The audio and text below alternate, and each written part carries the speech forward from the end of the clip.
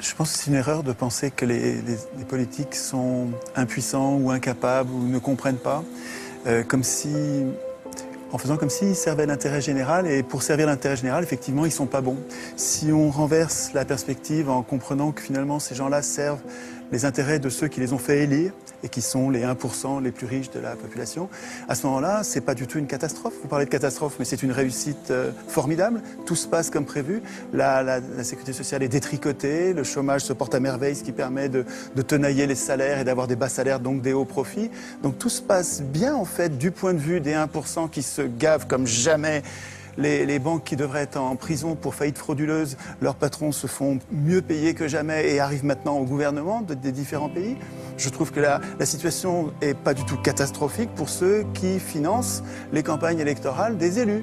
Et je trouve que là, de ce point de vue, c'est assez logique. Hollande, il sert les intérêts